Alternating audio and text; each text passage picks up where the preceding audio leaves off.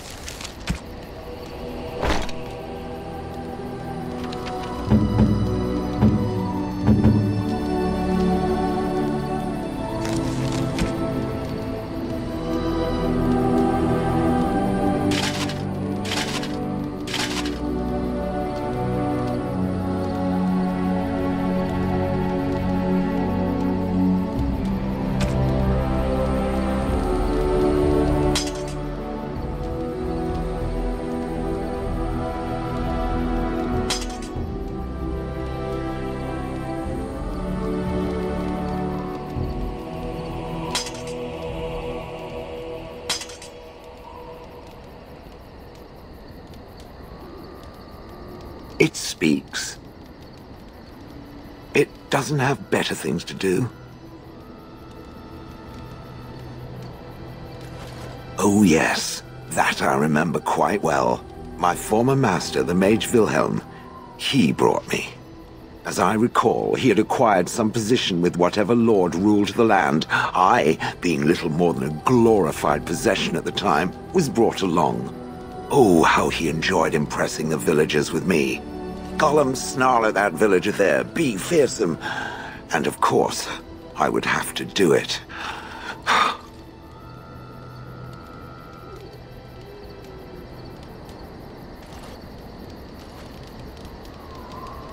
He did love using that control rod.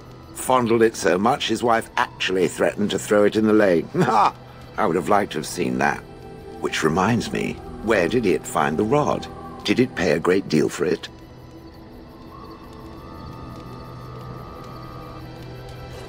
Hag.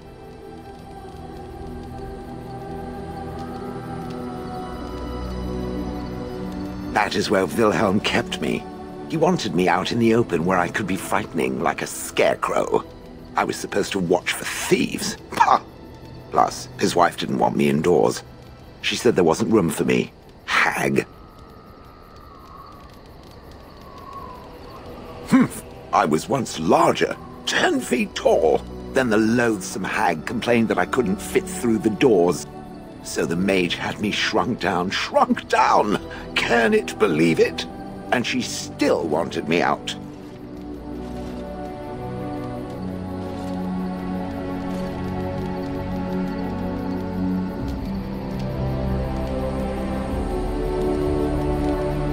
With a chisel and a lot of nerve.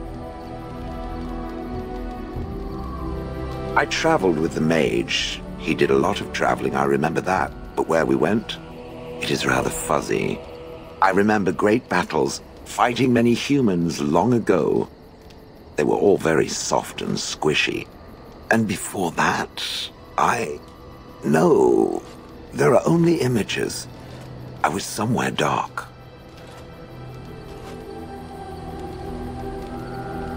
I have no idea. Wilhelm used to brag that the dwarves stopped making golems centuries ago. I do not age as you soft creatures do. Sadly, my memory is no better. Plus, I get bored and stop paying attention. Good. I was just about done talking about it. It does like to have a good chat now and again, doesn't it?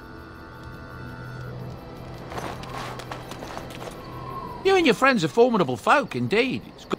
It seems a group of Logain's men were ambushed yesterday near Highover.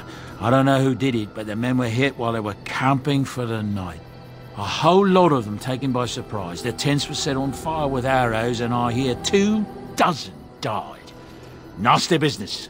That's what I've heard on the road, anyhow. Take it for what it is. It seems that Tyrn Logain has responded to the ambush on his men near Highover. Group of his best hunted down the ones who did it. All of them hunters out of Oswin, Ban Valdric's men. I hear Tyrn Logain ordered them all strung up on poles. Then they were left up there to starve, pleading for mercy. I hope that isn't true. That's a grim thing to do. That's what I've heard on the road. There's outrage over what Tyrn Logain did to the hunters out of Oswin, letting a man starve, helpless. I think Tyrn Logain meant that to be a lesson. That's what I've heard on the road. I'm sure.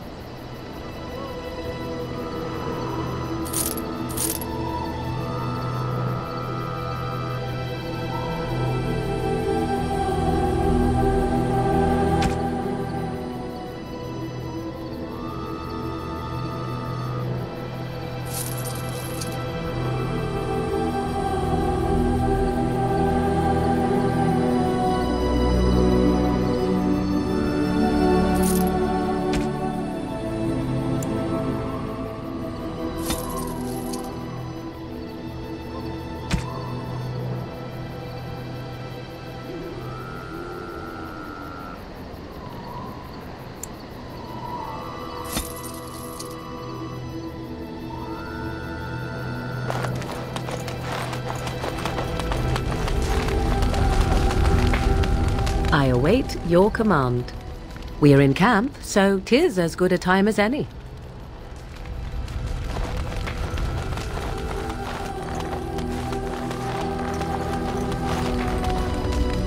You called.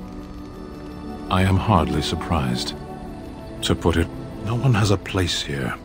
Your farmers wish to be merchants. The merchants dream of being nobles, and the nobles become warriors. No one is content to be who they are. What does that accomplish? The farmer who buys a shop is never a merchant. He is always a farmer turned merchant.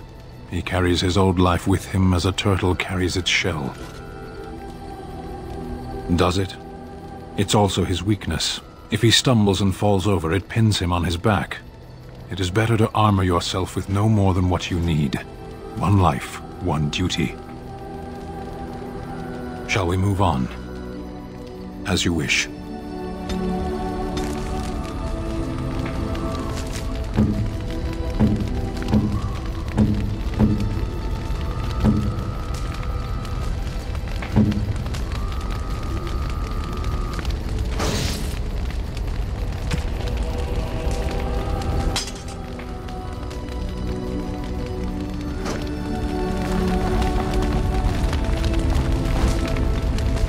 Here I am. Oh, this should be good. Go ahead. Well, the Crows would have you believe that it is an involved process that takes years of training, the sort that tests both your resolve and your endurance. Survive that process and maybe, just maybe, you're good enough to start being considered one of them. But quite frankly, the truth is that all it requires is the desire to kill people for a living. It's surprising how well one can do in such a field. Within the Crows, I did. But it has been something the Crows have devoted a great deal of time to perfecting. An assassin simply specializes in striking from stealth, and in maximizing that first attack to be as lethal as possible. Debilitate your foe, either by poison or by crippling their limbs, makes any follow-up combat you need to engage in that much simpler. I do. It is not something inherent in an assassin's skills, however, merely something complementary. Of course, the Crows like to pretend that their abilities are trade secrets, shrouded in shadows and wrapped in a blanket of mystery. So let's just keep this bit...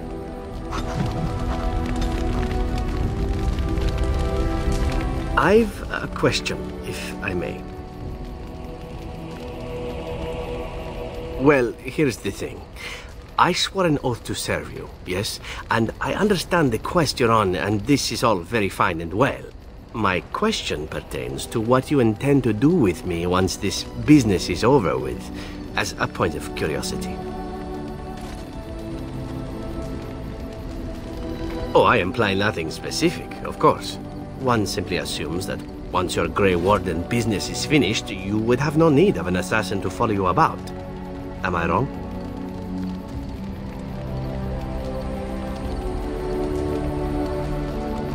Indeed. I might even be glad to call myself such, come to think of it. It is good to know what my options might... What say you?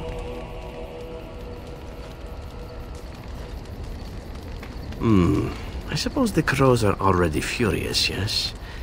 What harm is another tweak to their nose? If you wish to be trained in the basics of an assassin, I can certainly show you. Or anyone else who is also a rogue. It shall be fun. I will make it fun, I promise. What say you? By all means. My adventures? I'm hardly an old man just returned from across the ocean, am I? Should I shake my fist at nearby children while I talk about the good old days?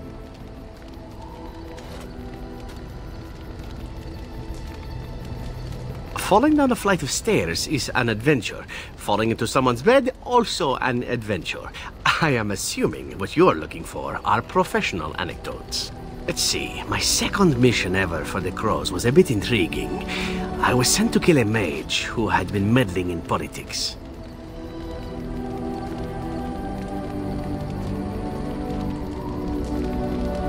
How should I know? I got the impression it involved sex, but then I get that impression about most everything. Odd, really. As it turned out, the mage in question was quite a delightful young woman. Long, divine legs, as I recall. I caught her in a carriage on her way to escape to the provinces. After I killed her guard, she got down on her hands and knees and begged for her life. Rather aptly, I might add. So I joined her in the carriage for the night and left the next morning.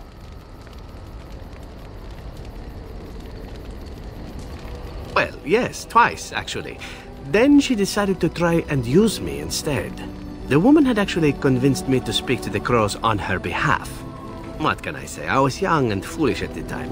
Then, as I was kissing her goodbye to return to Antiva City, she slipped on the threshold and fell backwards out of the carriage. Broke her neck.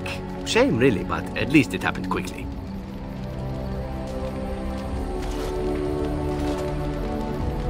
Not actually, no. I was a bit unimpressed by the development at first. Then I found out that she had told the driver to take her to Janellen instead. She had planned to lose me in the provinces. I would have looked very foolish to the Crows. As it was, my master was very impressed that I had done such a fine job of making it look like an accident. The circle of Magi was unaware of foul play, and everyone was happier all around. I suppose, but she was dead. She didn't need to be happy. It was after that when I learned that one needn't let a pretty face go to your head. Professionalism was key. That's my moral of the day, you see. And one that not everyone learns, I'm sad to say. But that's enough tale spinning from me.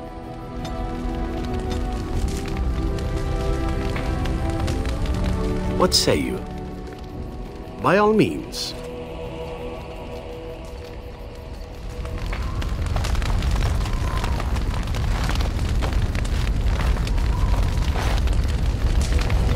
I enjoy the nights at camp. The night always seems more peaceful to me, safer. I feel the night grants us a reprieve from the troubles of the day. Silly, isn't it? The darkspawn never sleep, and they lurk in the shadows.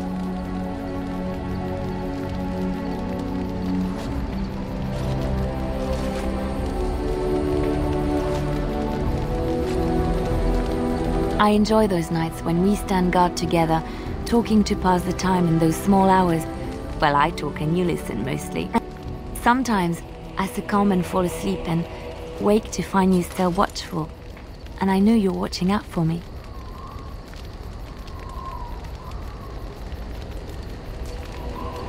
What I'm trying to say is that I trust you. I'm comfortable around you. I know you'll be there when I need you.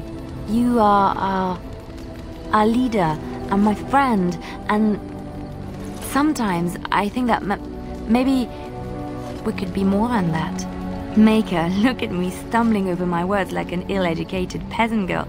Some bard I am.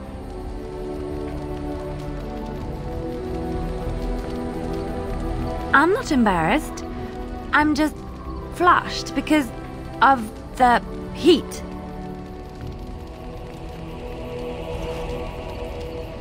Really? No one told me. You felt the same way and didn't do me the courtesy of informing me?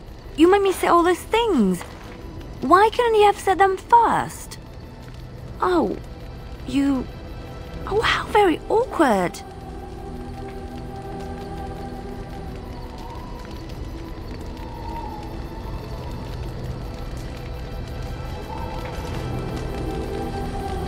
Why am I being such a baby about this? I must be a sight spilling my guts.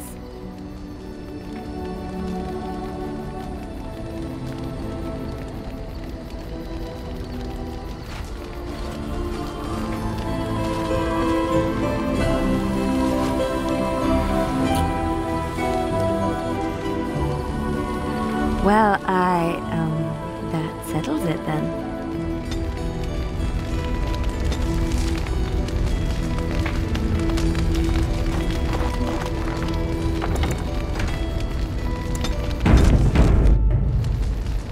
You're quite taken with each other, aren't you?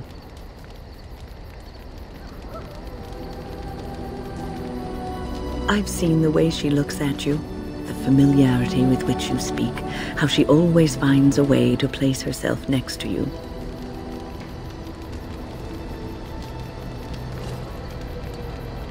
I've noticed your blossoming relationship, and I wanted to ask you where you thought it was going.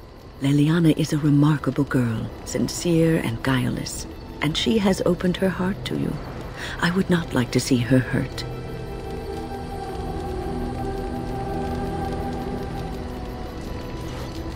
Not intentionally, no. But there is great potential for tragedy here, for one or both of you. You are a Grey Warden. You have responsibilities which supersede your personal desires. Love is ultimately selfish. It demands that one be devoted to a single person who may fully occupy one's mind and heart to the exclusion of all else. A Grey Warden cannot afford to be selfish. You may be forced to make a choice between saving your love and saving everyone else. And then what would you do? You may have to save one or both of you unnecessary anguish later on.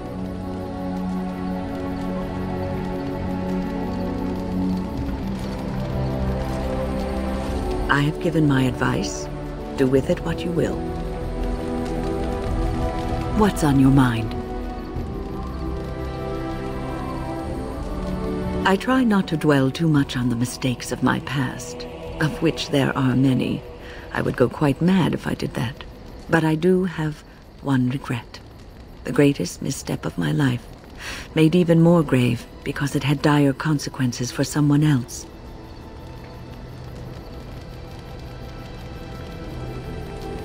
Perfect? Hardly.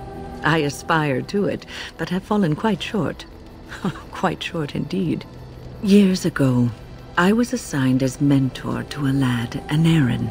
He was my first apprentice. Anarin was an elf, raised in one of the elven alienages, and he was very mistrustful of humans, especially humans in authority.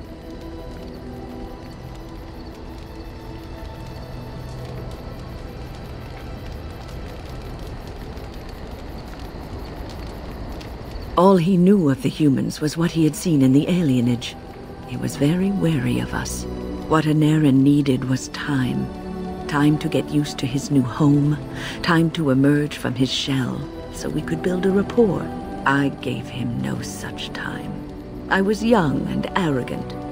He is a mage, I thought. He needs to grow up and act like one. I expected too much from him, too quickly. I gave no consideration to his origin or his feelings, and he retreated further from me. All I could think of was how stubborn he was, how he was throwing away all his talent and his potential just to be difficult.